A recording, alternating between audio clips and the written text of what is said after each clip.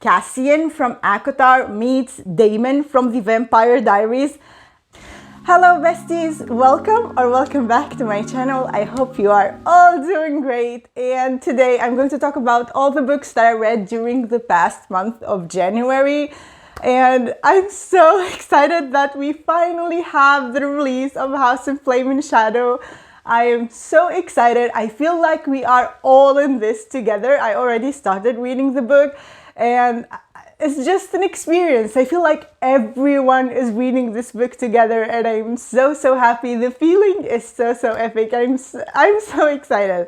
And of course, I will be talking about it in the next month in my February wrap up. But for now, let's talk about all the books that I read in January. First of all, of course, I reread House of Earth and Blood. I gave this book 6 stars. If I could, I will give a lot of Sarah J. Maas's books, most of her books, 6 stars. This is one of the most adrenaline-inducing reads ever. The explosive action, especially towards the end, is just it's mind-blowing. I love this book so much. I was, as usual, running around with the characters. I love it so much. If you read the book, you understand exactly what I mean. It's like an action movie. I loved it so much, and I cried a lot too, but I was sobbing. I mean, I already know what's going to happen, and even though I know exactly what's going to happen, I couldn't help myself. Sarah J. Maas, she gets me every single time. The emotions are ripped from your heart, either you want to or not. It is just so epic. I enjoyed this so much. Okay, I'm gonna stop right here because I could ramble about this book for the whole day, but let's just jump into the next book. Put this back first. Okay, the next book that I read was pure fun, and I think I read it in the perfect time after House of Earth and Blood because that book is so intense and this book is just filled with humor and good banter, and it was just so fun to read. The Fake Mate, we follow a female sunshine Omega Wolf shifter, and the main male character is a grumpy alpha shifter, and they strike a deal. Both of them are doctors in this hospital, and they strike a deal to become fake mates. That benefits them both, of course. And Mackenzie wants to show her family that she found her true love, and Noah needs to have a mate so he can keep his job, basically, in the hospital as I remember that he works as a cardiologist. When I tell you, I devoured this book. I devoured it. This was so much fun and steam. Everything was there. The humor, the banter, the undeniable chemistry. And I listened to the audio, and the audio had both Samantha Summers and Joe Arden narrating, and Joe Arden had the perfect deep voice that is perfect for a wolf shifter. I enjoyed the fake dating trope, and this one had a special twist to it that made it so original and unputdownable. It was so hilarious and binge-worthy. I highly recommend if you are looking for a hot palate cleanser or just a fun time. This is for you. Please read it. It's top notch. I loved it and gave it a 5 stars. Okay, next up, I continued on with the Bridge Kingdom series. I read The Traitor Queen, which is the second book in the Bridge Kingdom series. I devoured this too. I was devouring books in January, I'm telling you. It's an absolute page turner with a lot of plotting and adventure and trying to survive in extreme situations. There was very minimal spice, let me tell you that. And it is more focused on Laura and Aaron's relationship after what happened in the Bridge Kingdom at the end of that book. What I didn't like was the rushed ending. I mean, we didn't even get an epilogue in this book, and that bothered me a lot after the ordeal that they went through. It didn't seem fair to end like that for the characters and for the readers. In my opinion, it is definitely missing a couple of chapters at least about the aftermath of what happened, and it really left me wanting for more. But nonetheless, I enjoyed the whole book. I just wanted more about what happened after the ending, basically. So yeah, that was The Traitor Queen. And the next book that I read was another sequel. In December, I started reading Only a Monster, and the sequel to it was Never a Hero by Vanessa Lynn, and I read the second book in the series. I really enjoyed it so much. We got a world expansion and we find out a lot more about Joan's family and the monster's history. Everything felt a lot richer. This book gave me the feeling of going on an adventure. It was so exciting and I really enjoyed following these characters along, visiting different eras and different places in London. You can see that a lot of research went into making these books. The architecture, the monuments, the lore, and the parallels that were made between the original timeline and the current timeline in relation to the romance were just heartbreaking. Joan's Inner Thoughts made me tear up, and I really wish for them all to be happy. And the revelations that we got at the end, oh my god, I was struck. I was gaping at the book. I was like, what? Let me reread this. Went a couple of pages back and reread it. It was, I didn't expect it. I didn't expect it at all. I mean, some hints were given, but I didn't expect what happened at the end. I'm very happy that I started this series this year, or like at the end of last year, but I'm definitely going to continue on and I cannot wait for the third book to come out. Okay, next up, I did something that I'm very proud of this month. I started and finished a series. Yes! Applaud for myself. I am so excited because I was meaning only, when I talked to you about my January TBR, I was meaning only to read the first book of the series, but then I couldn't stop. I just couldn't stop myself. The world sucked me in. I didn't want to leave. I read the whole Remnant Chronicles. I read all these chunkers, especially the last one is a chunker. I couldn't help myself. I just read all of them and ignored the rest of my TBR. No. I ignored one book from my January TBR. I only skipped reading the Vampire Academy first book, and I wanted just to finish this series. Oh my god, what can I tell you?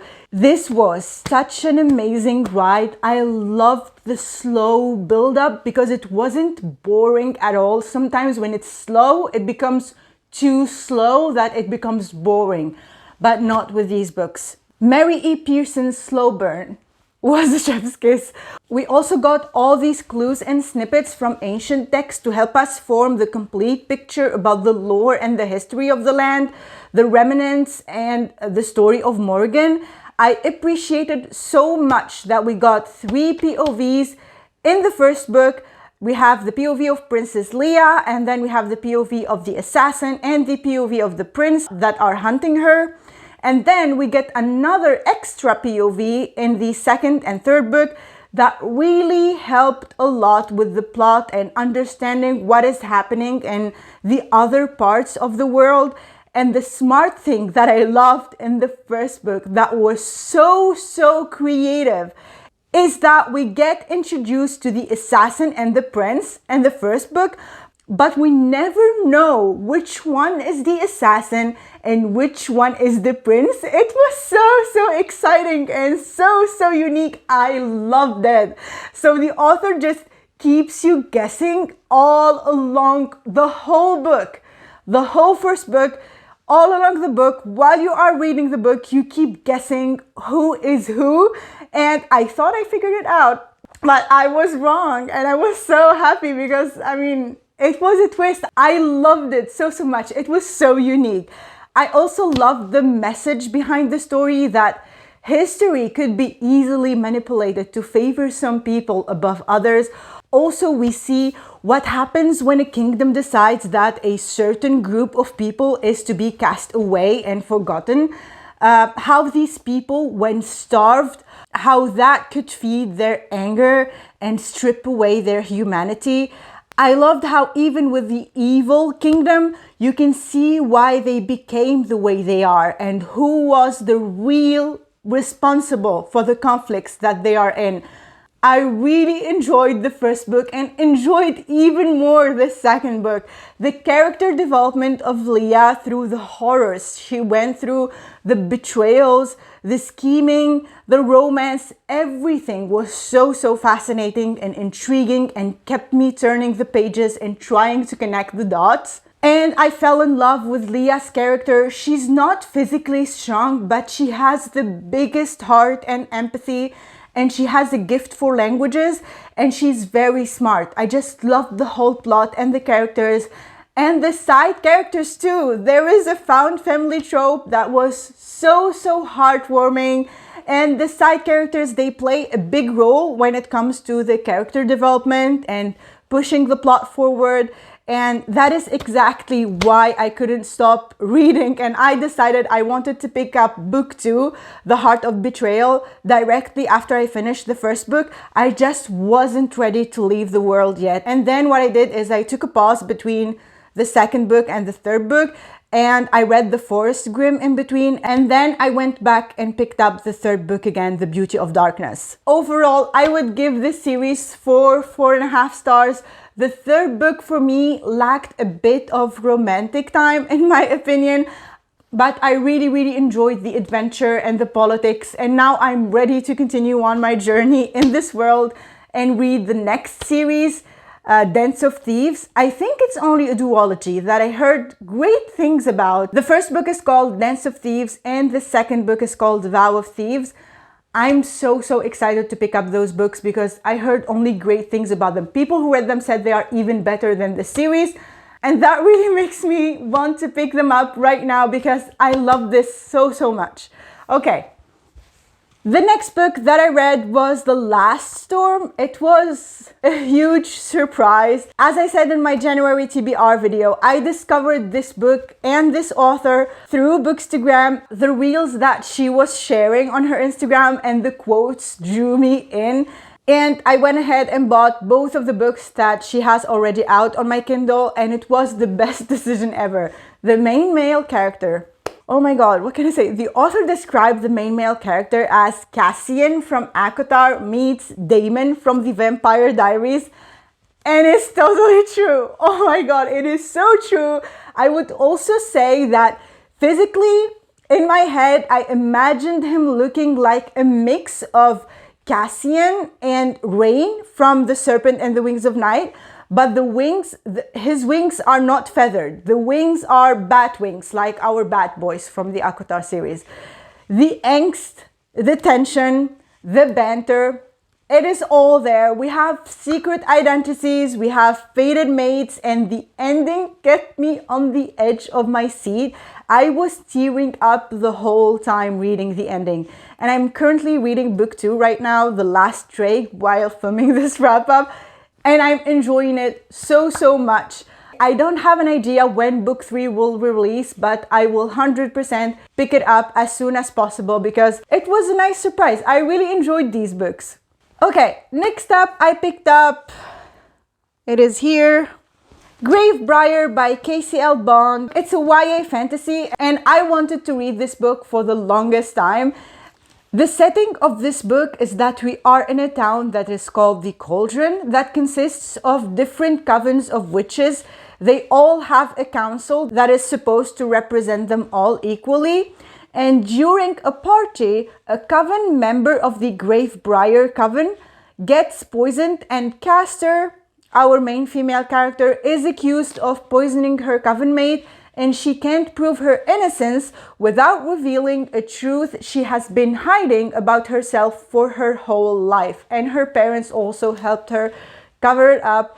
It is that she has poison magic when all her coven mates have green healing magic. The only witch to believe her innocence is Forge, who was sent to kill her and who belongs to a coven long known to be against hers. They had an old feud and they hate each other. Castor's family and Forge's family hate each other.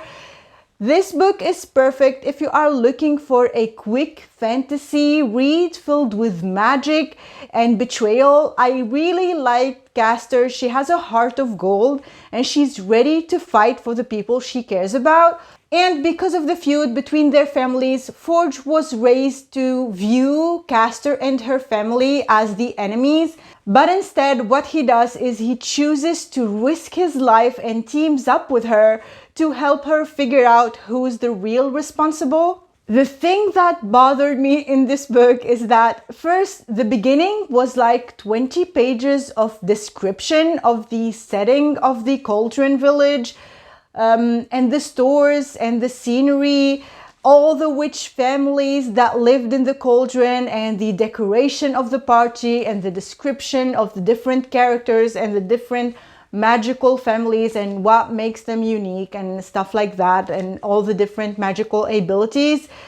It felt so info dumpy, unfortunately, and very overwhelming. Like when you open the book, you get 20 pages of description. This amount of description in a small 300-page book was a lot. And it happens a lot during the book too. Like we get a lot of descriptions here and there. Not 20 pages long like the first description, but like you get a lot of descriptions throughout the book. So yeah, that was a thing that bothered me. And the second thing is the relationship development happened so quickly between Castor and Forge. Sorry, but for me, this is no comparison whatsoever to the relationship between Elide and Lorcan in the series that I don't want to mention because I don't want to spoil anything. There is no comparison there between their relationships. I didn't see it. I'm sorry. It was just very rushed for me. But I would still say if you are looking for a quick read with a magical setting with like a circus and witches and something that is simple, not too deep, not too developed, I think this is for you. Give it a try if you are looking for that kind of quick read. This is perfect. And next up, I picked up The Forest Grimm. I enjoyed this much more than Gravebriar, to be honest. I think we're getting a second book in this world. This is going to be a duology now, I believe. This is a gothic fairy tale retelling of the Little Red Riding Hood. In this book, we follow Clara, and her grandmother is a fortune teller. And every time she has like a tarot card and she reads Clara's fortune, she foretells that Clara would die when she's 17 years old. Clara is now 17 and she embarks on a journey with her friend Axel into the deadly Forest Grimm to find the magical book that is supposed to have the power to reverse the curse on her village and save her mother, who was one of the lost villagers that ventured into the forest and got lost 3 years ago. And the story of this magical book that they are looking for is that this book, a long time ago, the villagers whispered their deepest desires to the book and the pages revealed how to obtain them. All was well until someone used the book to tell them how to kill another person, and afterwards the branches of the Forest Grimm snatched the book away and the village got cursed. And the villagers tried to make amends with the forest, but every time someone crossed its borders, they never returned.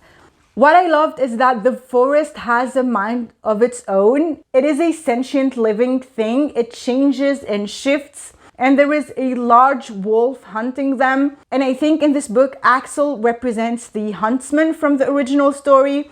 We see several stories played out in this one too, including Rapunzel, Cinderella, and Hansel and Gretel. I thought that it was a fun little adventure. I enjoyed Axel's and Clara's relationship. It was so easy to root for them. Axel was a cinnamon roll and Clara has the biggest heart, but I don't think that I'm intrigued enough to continue on with the duology, unfortunately. But with that being said, I think you can perfectly read this as a standalone. I don't believe that you will feel the need to complete the series or anything like that. So yeah, I really enjoyed it, but I don't think I will continue on with the series. And that was the last book that I read during the month of January. If you made it this far, leave me the wolf emoji and tell me about the books that you read last month. And if you liked the video, subscribe so we can become book besties, and I will see you in the next one. Bye!